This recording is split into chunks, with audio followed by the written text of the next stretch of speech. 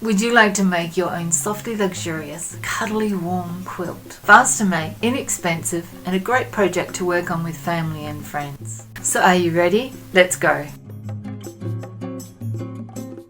You are going to be upcycling, recycling, thrifting, but above all you're going to be making your own unique artwork. I've developed a method using a straight stitch to sew together wools of very different thicknesses and stretchinesses. I then attach the knits to a non-knit backing. The quilting method I use involves using lots of little knots all over the rug. I don't trim the edges or finish the edges. The knits do not unravel and the seams do not come undone. I decided to make a scaled down version of the quilt, 1/8 of the real size, so that you can see all of the techniques on screen all of the time. I really hope this works for you. Here's what you need. You'll need some sweaters, some light ones, some dark ones, some medium tones, different patterns and different colours. You're also going to need some backing fabric. This sort of lightweight silky fabric is really good. Something to use as a template. Mine are 8 inches by 8 inches or 20 centimetres by 20 centimetres. You'll also need some really good scissors. We're going to be using a straight stitch with a length of 3 or 4. So any ordinary sewing machine is fine, but do yourself a favour and get a new needle. I like to use a size 80, suitable for stretch knits, needle and thread, pins. Little bits of paper with numbers on will help us keep our design together. Safety pins will help us keep our work together. And lastly, some woolly yarn and a needle with a big enough eye that you can thread it easily. I've found that using a template that is 8 inches by 8 inches or 20 centimetres by 20 centimetres is ideal. It looks good and it's economic. First of all, I'm going to cut off the sleeves. And you can see here that on this really large sweater, I am able to get a total of 3 patches. That's really unusual. Now with the body of the sweater, first of all, I'm going to cut off the waistband. It's affecting the stretch of the squares. You see, as soon as I cut it off, it's nice and flat. I'm going to use other patches as templates. They really stick nicely to the sweater and means I don't have to use any pins. So I've got 1, 2, 3, 4 there. I can get another one up there and I can get another one up over here. Now with that remaining space, by folding one of the templates in half, I can get another 2 patches out.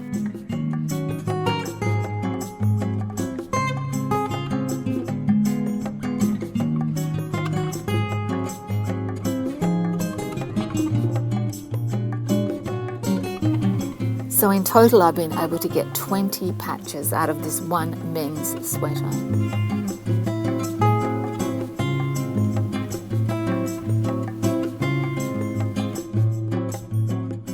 For snuggling on the couch, 6 rows of 8 patches will keep you warm.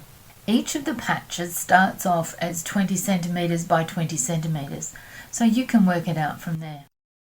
I choose to make quilts with a no pattern design. This gives me more freedom to make do with the sweaters available, but don't be fooled. It takes planning to have no pattern. I will use a very dark knit, a very light knit, a nearly dark knit. This one's still pretty dark. I can use neutral colours that are in between without ever clashing or having anything go wrong. It's good though to introduce some patterns. This sweater can be used either side. Here's quite a rich caramel. It's still a neutral, but it's got that golden look about it.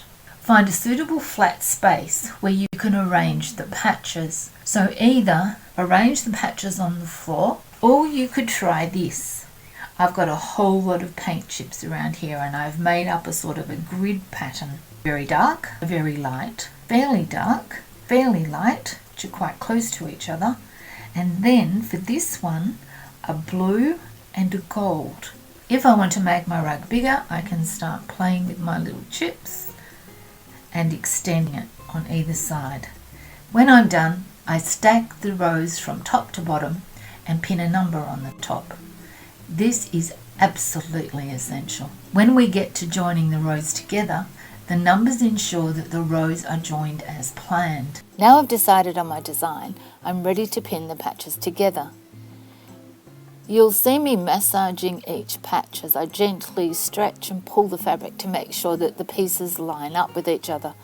Every piece will have a slightly different or very different amount of stretch. The stretchiness of the knits is what makes this project work. I deliberately insert the pins on an angle with the tip facing towards the machine foot. That makes it easy to pull out the pins without stopping my sewing. I'm also going to be checking that the right sides of the knits are together and that the stretch of the knit is going the same way. This is the biggest stretch on this patch, so I'm pinning the patches in the direction of their greatest stretch.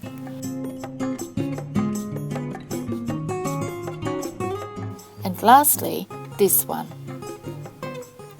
It looks like these two don't fit each other, but all we have to do is adjust it a little bit and they will fit fine together. There and there. Now let's sew the patches together. I use the width of my machine foot to determine the size or depth of the seam. Remember, I'm using a stitch length of 3 and it's a straight stitch. I do a little reverse stitch just at the end of each patch.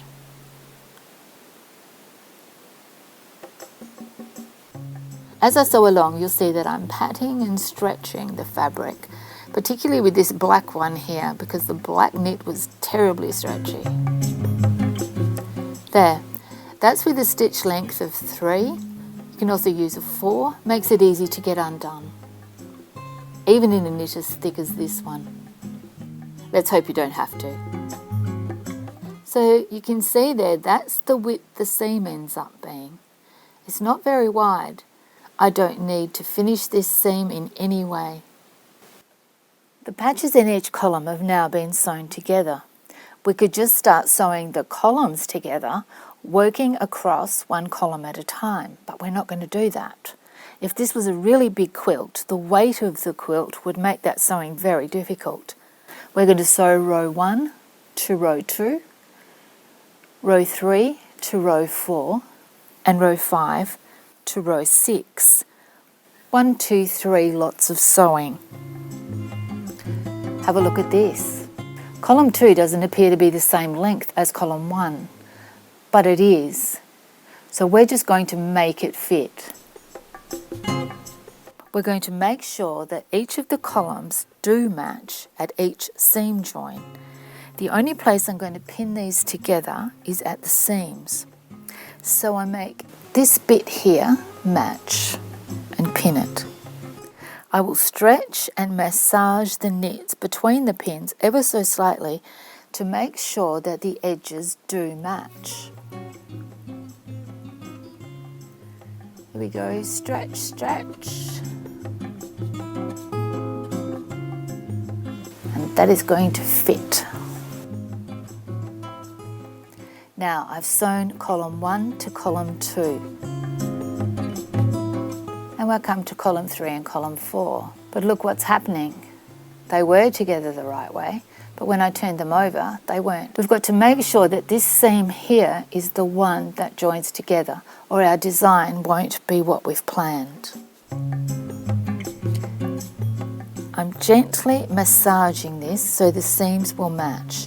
When I say match, I mean that the seams will all be in line with each other.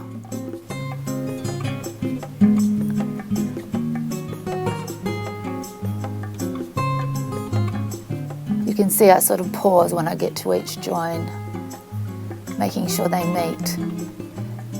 I'm going to keep going and complete rows 5 and row 6.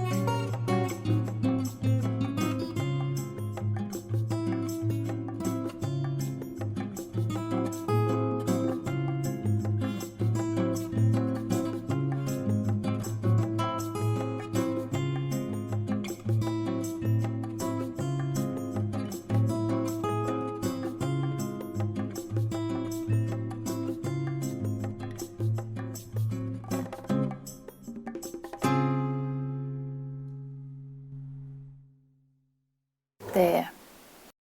I'm going to give this a good stretch and just pull each of the rows out a bit. And at last, the little bits of paper can come off now. And just because it's for you, I've ironed it.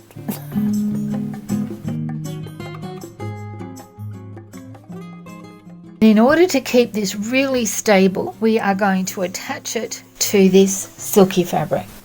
You'll soon see why I've ironed it this way, so that I can find the centre and the centre of each side. And we know that the centre is here. 1, 2, 3, 4, there, and 1, 2, 3, 1, 2, 3. So I'm going to put this pin through, putting it right through to the table, and I'm going to pin it on. First of all, I'm going to do halfway of each side. We're going to massage it, pat it down into being okay. And because it's a knit, we can do that. That one was too big. This one here is a little bit short, so I'm going to pull it out about that far.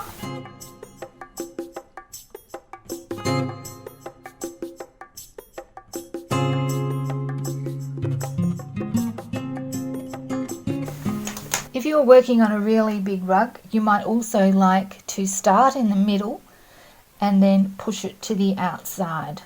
So we do the centres first. So I've now got the centre, the centre, the centre of each side.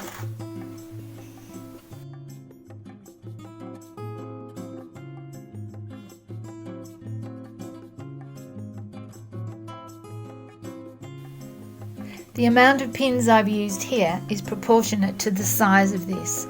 If this was a single bed size, I would still have the pins about this far apart.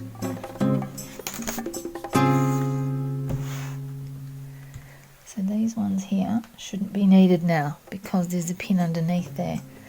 And if there isn't, there should be.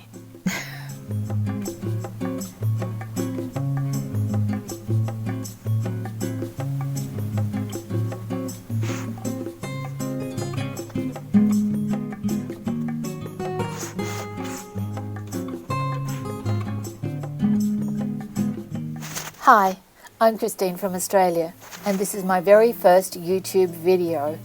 So please hit like if you do, and hit subscribe to see what other arts projects you can achieve in just a weekend.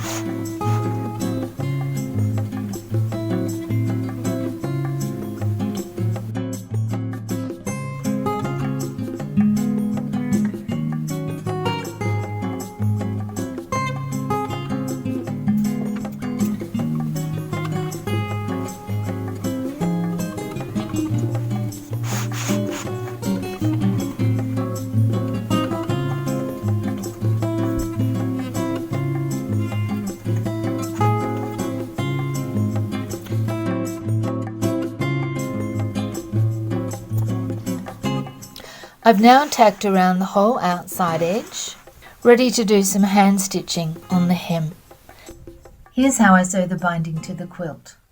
I'm showing you this in a contrasting thread so you can see it really easily. I've used this little piece of soap and pulled my thread through the soap. So I start off in the middle of the quilt, there, and bring the thread up just to the very edge of the binding. And I'm going to do 2 tiny stitches there.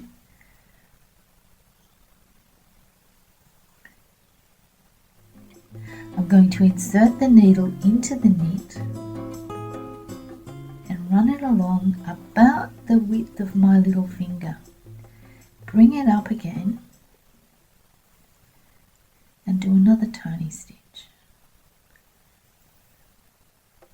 Now as I put the needle into the knit, I'm taking care not to catch the backing. I only want to pick up the knitted fabric and the binding. And in a minute we'll see whether I've been successful in doing that or not. Because with this white thread it's really going to show up. So I'm running the needle along on the inside of the quilt and then coming up, picking up the binding and a little stitch. And I continue.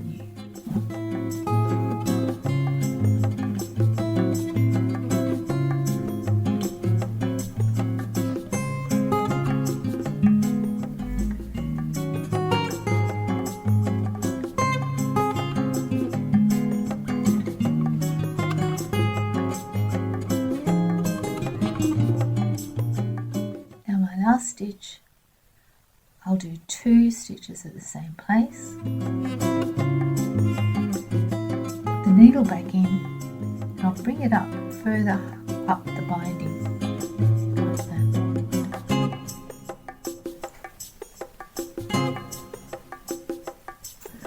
Now let's see if this has been successful or not. Let's have a look. Yay! No white stitches showing.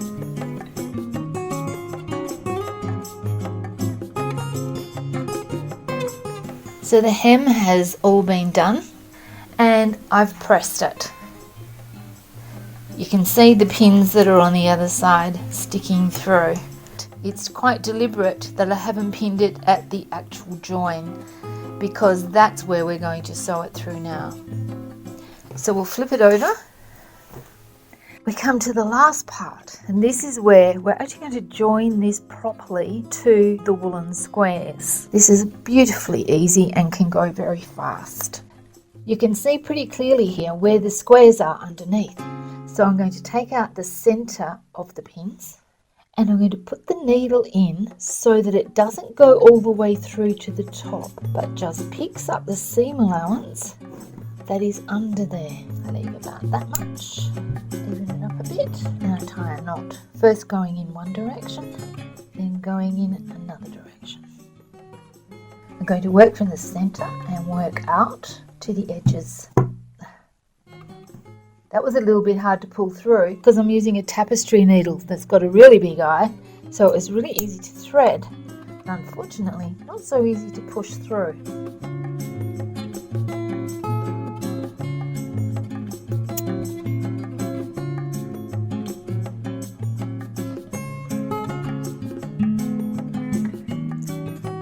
Here's what it looks like close up.